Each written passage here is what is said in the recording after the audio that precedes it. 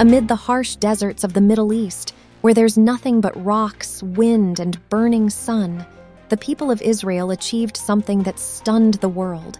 They carved more than 12,000 kilometers of canals through the desert to create a massive artificial river, channeling billions of liters of water from the Mediterranean Sea to sustain an arid nation. But Israel took it even further. They turned all that seawater into fresh, drinkable water, using cutting-edge technology inside massive desalination plants, curious how this almost unreal process actually works. Join Mandarin Tech as we dive into the story behind one of the most extraordinary engineering feats of our time. For decades, the Negev Desert in southern Israel was practically a dead land. Dry, cracked, and almost impossible to cultivate, summer temperatures soared above 110 degrees. Fahrenheit rain fell only for a few weeks each year, and underground aquifers slowly dried up with every generation agriculture.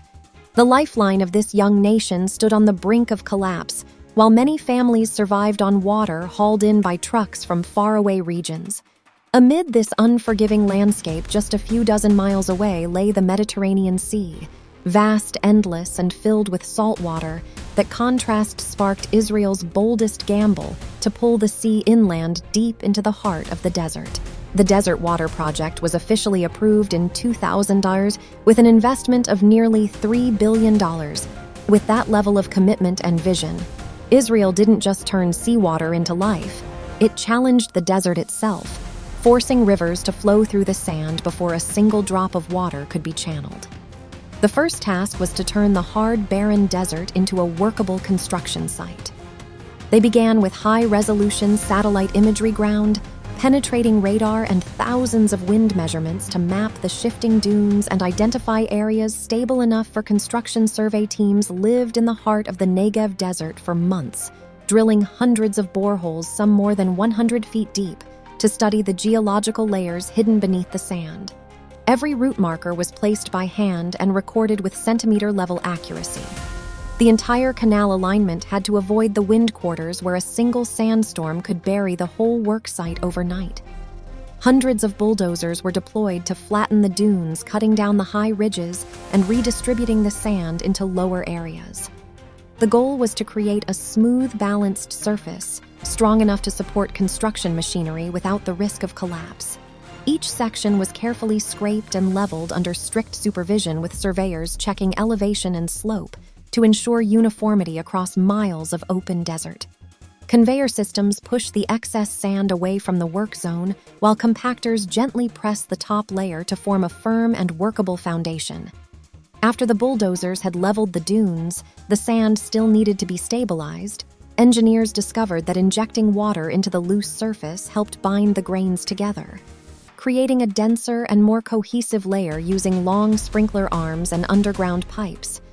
They sprayed controlled amounts of groundwater across the site, allowing moisture to penetrate several inches deep. Once the sand reached the right level of dampness, heavy rollers moved in, compacting the surface to remove air pockets and lock the particles in place. The constant rumble of steel drums echoed across the desert as each pass of the roller turned soft, shifting sand into a firm, uniform base. By the time the surface dried under the desert sun, it had hardened enough to carry the weight of cranes, mixers, and supply trucks, a solid foundation built from nothing but sand and water. Once the groundwork was complete, hundreds of excavators and massive dump trucks began one of the largest digging operations ever undertaken in modern Israel. Every day, around 70,000 tons of sand and soil were removed from the Negev Desert along a construction corridor stretching nearly 250 miles. Over 200 engineers, operators, and laborers worked in rotating shifts, enduring daytime temperatures that often exceeded 115 degrees Fahrenheit.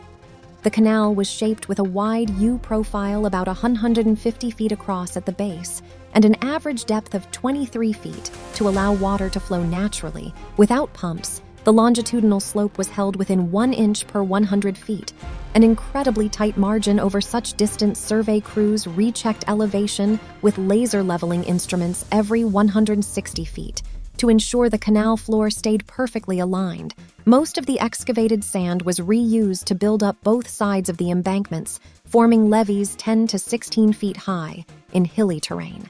Bulldozers cut the layers step by step, while in low-lying areas, trucks hauled in stabilized fill material until the grade was reached in weak soil zones. Engineers drilled 16-inch sand piles up to 20-25 feet deep, or mixed cement and clay to strengthen the base and prevent subsidence. The construction site stretched for hundreds of miles, dotted with concrete batching plants, mechanical workshops, and field engineer camps under the scorching sun and swirling dust. Long convoys of trucks and machines moved endlessly a mechanical river carving the shape of a real one into the heart of the Negev desert.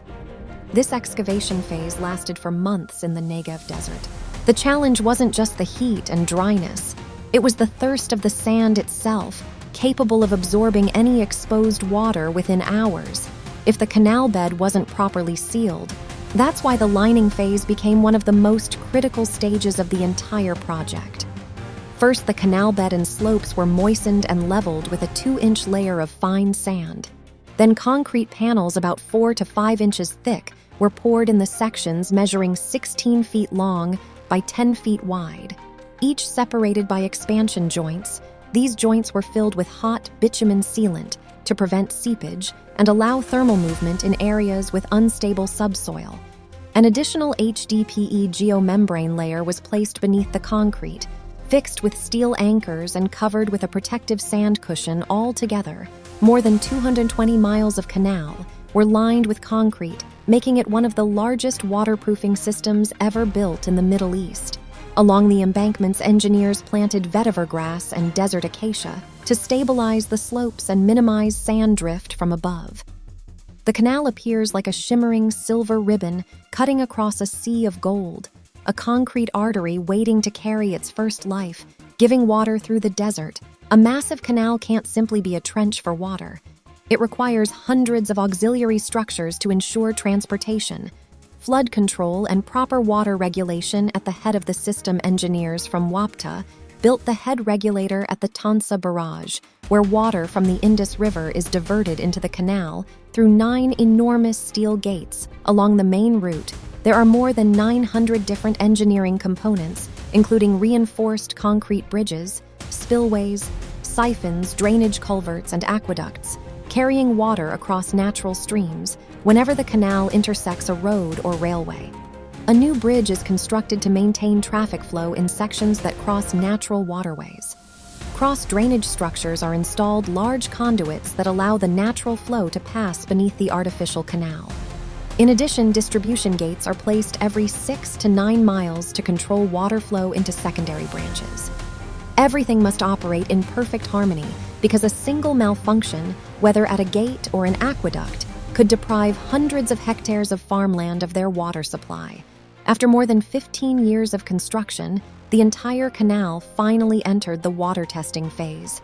Engineers opened the gates at the Townsend Barrage, letting water from the Indus River flow section by section, gradually increasing the discharge from 500 to 2,000 and then 6,000 cusecs along the route. Technical teams inspected every point, measuring pressure, checking for leaks, monitoring the canal slopes, and recording any ground movement. Every deviation was corrected before the system was fully opened when the first rush of water flowed through the cracked, dry canal bed. The regions of Darabugti and Jalmagzi erupted in celebration. Locals called it the day the desert came back to life. Wherever the water reached, cheers followed. It wasn't just a flow of water. It was a flow of hope, the fulfillment of a dream. Generations of farmers had waited their entire lives to witness the moment real water finally ran across their land. The water from the Mediterranean finally makes its way through the artificial river that cuts across the desert. But it can't reach people just yet, because it's still seawater, and in the desert, salt can be even more dangerous than drought. Before becoming a source of life for millions, it must pass through an intelligent desalination system, a chain of advanced technologies stretching from the coast deep into the inland. Here, seawater goes through multiple stages: mechanical filtration, sand settling, oil separation, and then nanofiltration and reverse osmosis row, where every salt molecule is removed, leaving only pure drinkable water. Digital sensors constantly monitor salinity pressure and flow, automatically adjusting the process to maintain the highest level of purity. Only after passing all these layers of control does the water enter the main canal, beginning its hundreds-mile journey across the Negev desert. No longer seawater, but a true lifeline for an entire nation built on hope and resilience.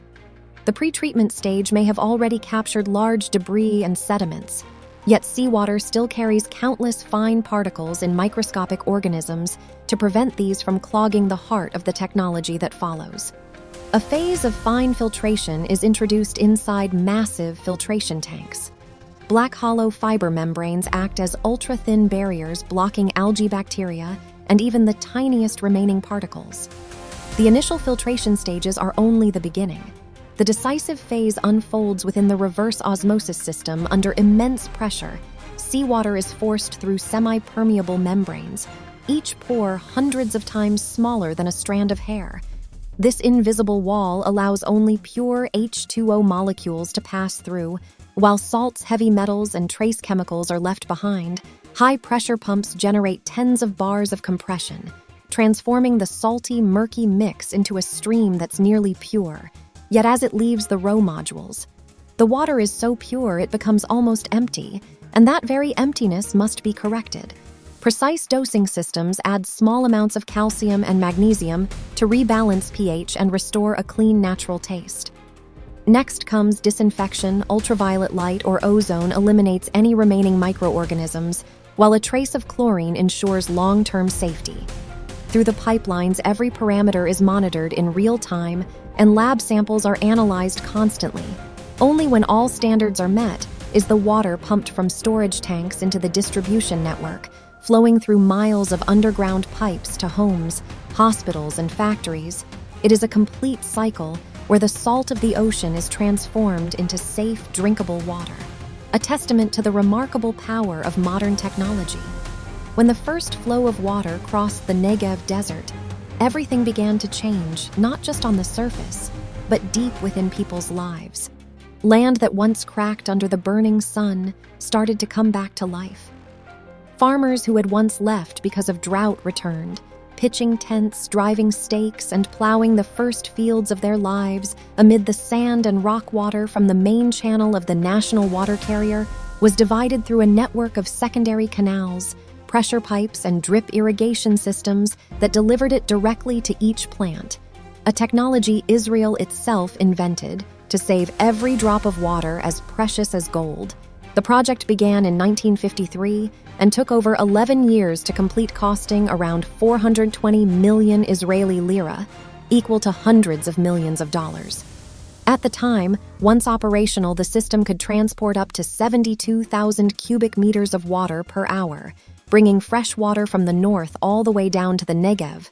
As a result, regions once thought hopeless were revived into thriving agricultural zones. In the early years, tens of thousands of acres of farmland turned green, where there was once only dust and sun. Now stood orchards of oranges, vineyards, wheat fields, vegetable farms, and rows of date palms, heavy with fruit seen from satellites. A long green ribbon winds across the golden desert, the green artery of Israel, the artificial lifeline connecting the north and south of the country. The transformation went beyond the fields. Villages were rebuilt, children had schools, and high-tech farms rose from the sand.